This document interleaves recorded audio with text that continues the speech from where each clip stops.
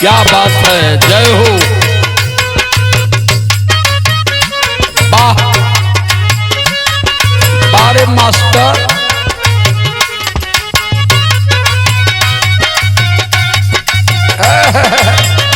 क्या बात है बारे जितेंद्र।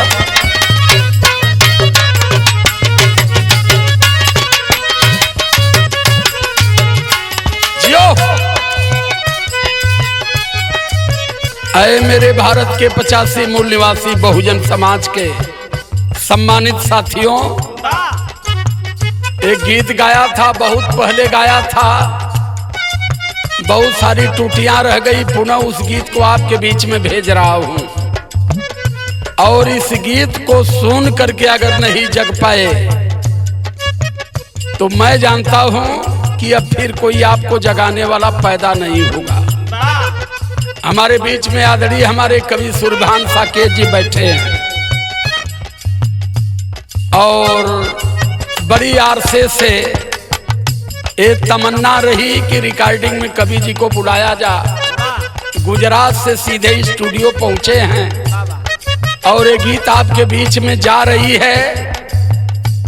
भारत में इन लोगों ने 4 वर्ण की स्थापना किया, 4 वेद की स्थापना किया, 4 युग बनाया और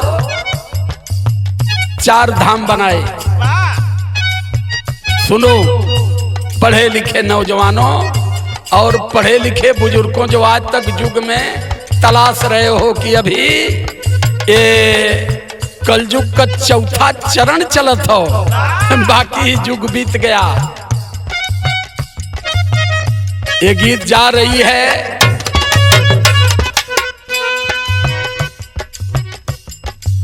बहुजनवासी मूल निवासी चैनल पर देख करके सब्सक्राइब भी करते रहिए। मन्नत रिकॉर्डिंग सेंटर कोलघाट आजमगढ़ से हमारे बाबू इरफान के देख रेख में और हमारे बीच में संगत कर रहे हैं बड़े शानदार साथी हमारे जितेंद्र भाई, हमारे विनोद भाई और हमारे धर्मदेव भाई, हमारे गुड्डू भाई। मैं सभी लोगों का नमन करते हुए इस गीत को, क्योंकि ये सामाजिक गीत है, मनोरंजन की गीत नहीं है, समाज को समझने की गीत है। और समाज को समझाने वाली गीत जब हम गाते हैं तो लोग डराते हैं कि आप ऐसा क्यों कर रहे हो। इसी में आज तक हमारा समाज उबर नहीं पाया। तो ये मेरे बहुजन समाज के लोगों सुन लीजिए प्रेम से मन बना के।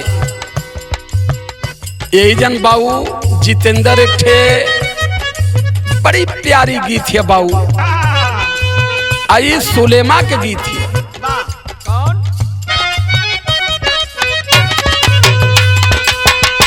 ई कौनो प्रेमी प्रेमिका का बात है, प्रेमिका चाहे प्रेमी, माला प्रेमी है कि माला प्रेमिका से कहत हो, का कहत हो।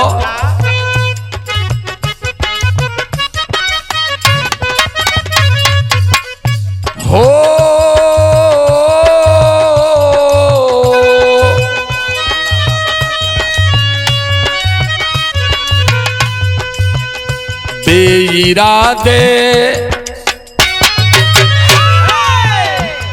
आंख में बड़ी कारीगरी है ये विनोद बाबू, यह कत्ल करे दे बुझा लोगन। अब हमान का तो समय चल गई, अब तुम लोगन का बहन समय आवत हो, अब तुम लोगन समझा कि आंख कैसे कत्ल करे दे। बेइरादे नजर मिल गई तो, बेइरादे नजर मिल गई तो, हाय नादान क्या मांगे बैठे। जय हो। हाय नादान क्या मांगे,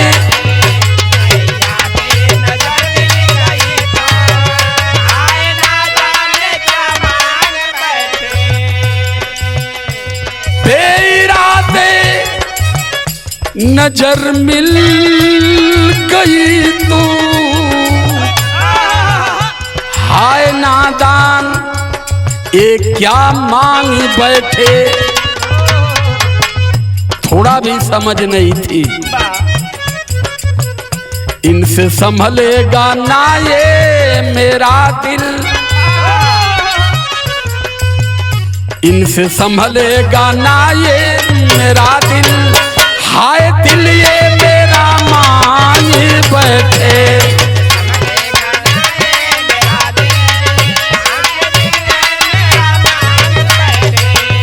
जय हो।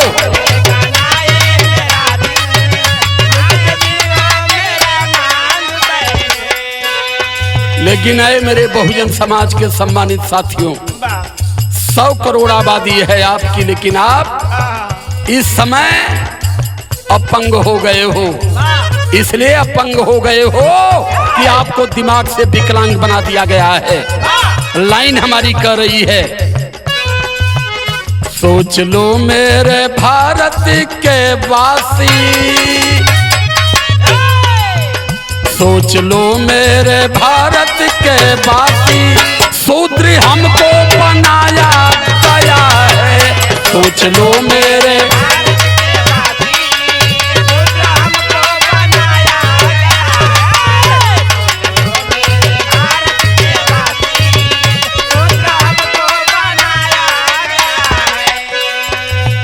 सोच लो मेरे भारत के वासी,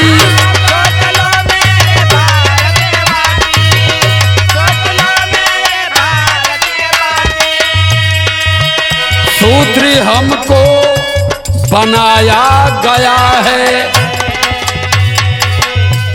4 वर्ण इन्होंने बना दिया और 4 वर्ण में हमें शूद्र बना दिया कि तुम भारत के बहुजन समाज के 85 मूल निवासी, अहिर चमार कहार कुहार माझी मल्ला धोबी धरिकार नाऊ, तुम लोग ब्रह्मा के पैर से पैदा हो और हम ब्रह्मा के मुख से पैदा हैं, इसलिए हम सबसे ऊंचे हैं।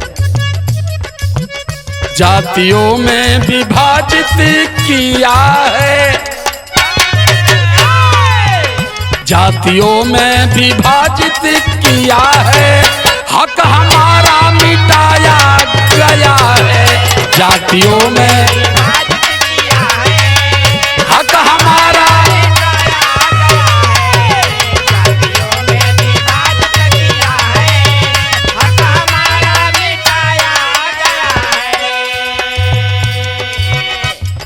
जब इन लोगों ने वर्ण की रचना की तो हमारे लोगों को कह दिया कि इस देश में 85 मूल निवासियों को शिक्षा से हजारों को दूर रखो। और कितनी बारीकी से इन्होंने वर्ण की रचना किया है। कहना है,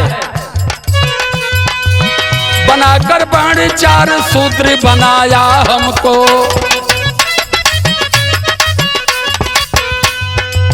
झूठा पाखंड में ब्राह्मण ने बजाया हमको।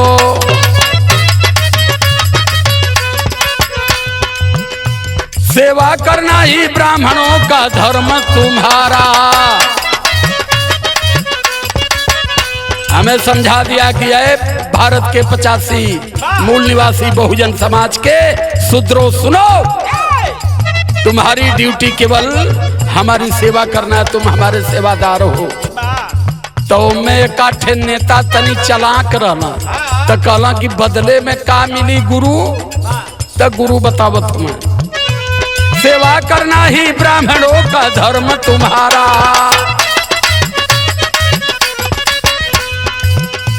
भेजेंगे हम बैकुंठ में है काम हमारा।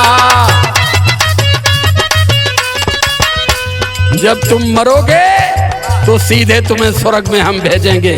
ये ड्यूटी सेवादारी के बदले में हम करेंगे तुम्हारे साथ। और बहुजन समाज के लोगों, एक बात पर ध्यान देना, क्या शिक्षा सम्मान सत्ता से दूर ही रहना। अरे संकट पड़े जब भारी तो भगवान से कहना।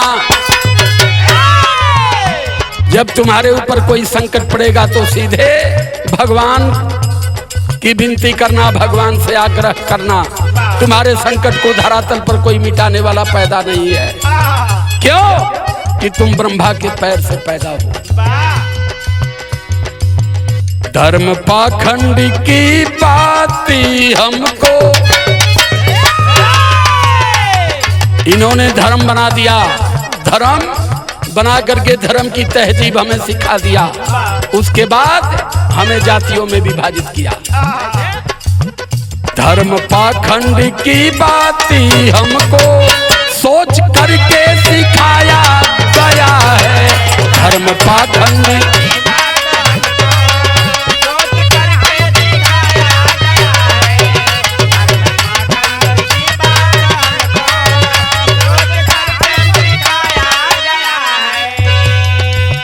सबके बाद इस वसुंधरा पर बाबा साहब अम्बेडकर का जन्म होता है 14 अप्रैल को 1891 में। पढ़े लिखे विद्वान हुए, तर्कवान हुए। उन्होंने हमें सब कुछ दिया, सारे अधिकार से परिपूर्ण कर दिया। लेकिन दिमाग में ऐसी मनवादी गुलामी ठेल दिए ये। बाबा साहब की वजह से हमें सब कुछ मिल गया, लेकिन आज भी मनवादी गुलामी हम ढो रहे हैं। क्या है? बाबा साहब हमारे संविधान बनाए, शिक्षा व ज्ञान सत्ता की चाबी थमाए। बाबा साहब अम्बेडकर ने कह दिया कि ऐ मेरे बहुजन समाज के लोगों, अब राजा रानी की पेट से पैदा नहीं होगा, मत पेटी से पैदा होगा। सारा अधिकार दे दिया, वोट की राइट दे दिया, विधानसभा में लोकसभा में बैठने का अधिकार दे दिया। पढ़ो लिखो जागृत हो जाओ, पढ़ोगे लिखोगे विद्वान हो जाओगे, तर्कवान हो जाओगे, लड़ोगे, भारत की राज सत्ता तुम्हारी होगी और तुम कभी शोषित नहीं रहोगे। बाबा साहब हमारे संविधान बनाए, शिक्षा व ज्ञान सत्ता की चाबी थमाए। बहुजन हो तुम, बहुजन की औकात जान लो। बहुजन हो तुम, बहुजन की औकात जान लो। कहने का मतलब बाबा साहब अम्बेडकर बता के गए कि तुम भारत के बहुजन लोग हो। बहुजन का मतलब कि भारत की बहुसंख्यक आबादी को बहुजन कहा गया, जिसे 6,500 जातियों में लोगों ने बांट दिया। अपने 3% बहुसंख्यक बन रहे हैं और बहुजन के कहत हम कि अल्पमत में हम, इनकी कोई जनसंख्या नहीं है। तो सवाल इस बात का है कि भारत आपका है, जल जमीन जंगल सब आपकी है, लेकिन ये 3% वाले बेवकूफ बना दिए, मानसिक गुलाम बना दिए, सब पर अधिकार जमा कर, सारे अधिकार पर कुंडली मार करके बैठ गए और आप भाग्य भरोसे बैठे हो। कर्म से भाग बनती है मित्रों, इस चीज को ध्यान में रख लेना। बाबा साहब हमारे संविधान बनाए, शिक्षा व ज्ञान सत्ता की चाबी थमाए। बहुजन हो तुम, बहुजन की औकात जान लो।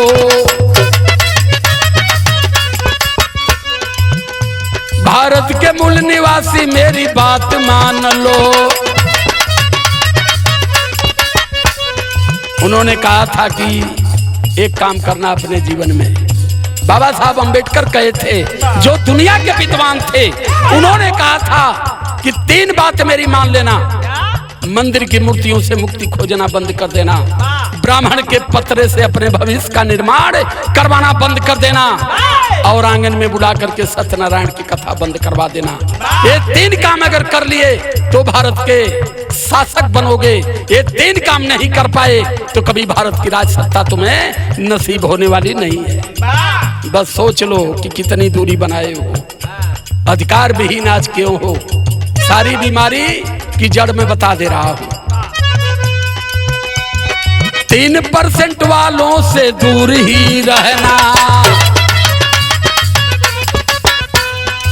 अरे सत्ता रहेगी हाथ में, सम्मान तू करना। बात कह कर गए मेरे साहबी, बात कह कर गए मेरे साहबी, मूर्खी हमको बनाया गया है। बात कह कर मूर्खी हमको,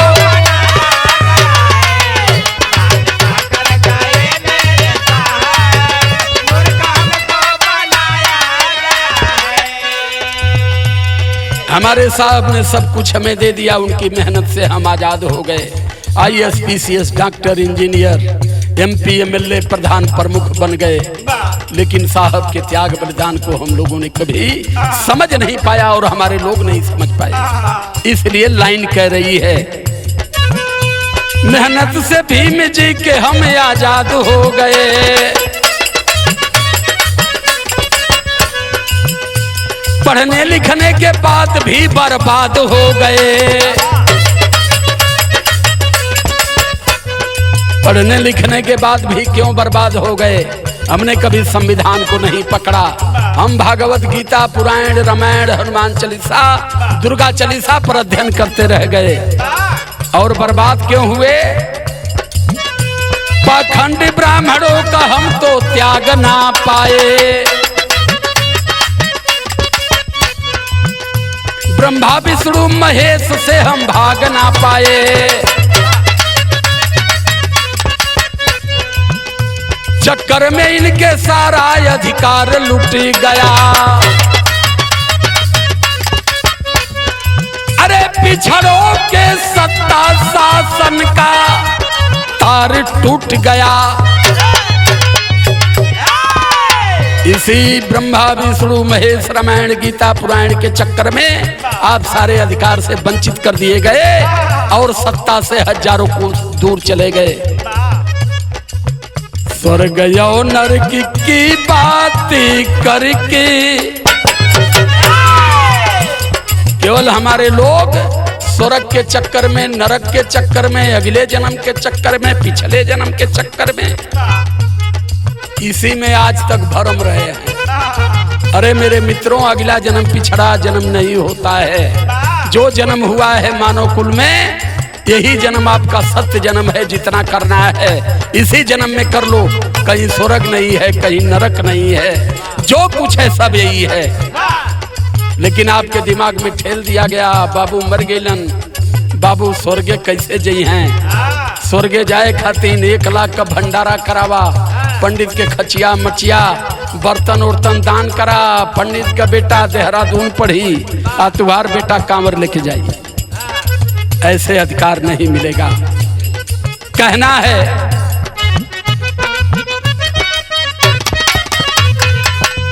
स्वर्ग और नरक की बात करके, स्वर्ग और नरक की बात करके धर्म जाल में फंसाया गया है। स्वर्ग और नरक की बात करके धर्म जाल में फंसाया गया है। स्वर्ग और नरक की बात धर्म जाल में फंसाया गया है। कहते हैं हमारे आदरणीय कवि सूर्यभान साकेत जी, समझा दीजिए अध्यक्ष जी पूरे भारत के बहुजन के लोगों को कि बाबा साहब अम्बेडकर क्या कह करके गए थे। कहे थे भीम जी हमको,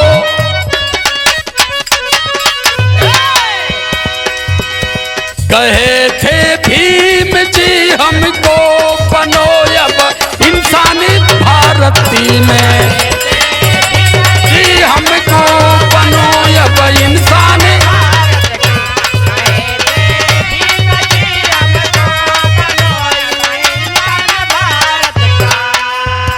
अरे इंसान कुल में पैदा हो मेरे मित्रों, गोबर में भगवान को तलाश रहे हो, थोड़ा सा अपनी तहजीब को और भारत की शिक्षा को तलाश लो। गोबर में भगवान तलाशने में भविष्य तैयार नहीं होगा। थोड़ा सा सम्यक संबुद्ध बाबा साहब अम्बेडकर संत गुरु महापुरुषों पर भी अध्ययन कर लो। कहे थे भीम जी हमको बनो अब इंसान भारत मेरे, बनो अब इंसान। रहेगा सत्ता तब सबको मिलेगा सम्मान भारत।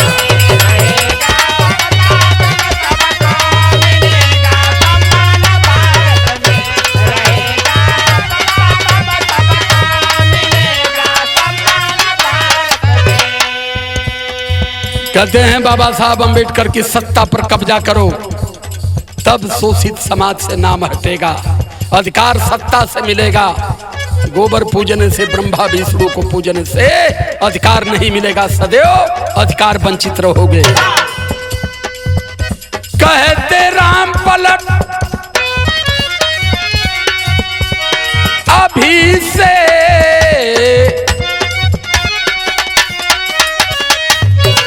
जागी जाओगे,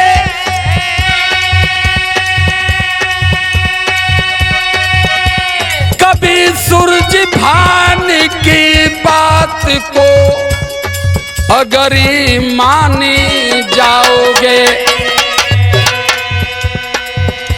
कभी ना होगा ये बहुजन, कभी ना होगा ये बहुजन तेरा अब अपमान भारत में, कभी ना हो तेरा अब अपमान, तेरा अब होगा ये बहुजन।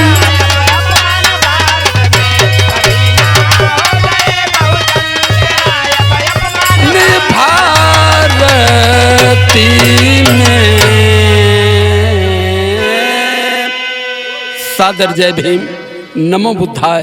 बहुत बहुत साधुवाद करता हूँ।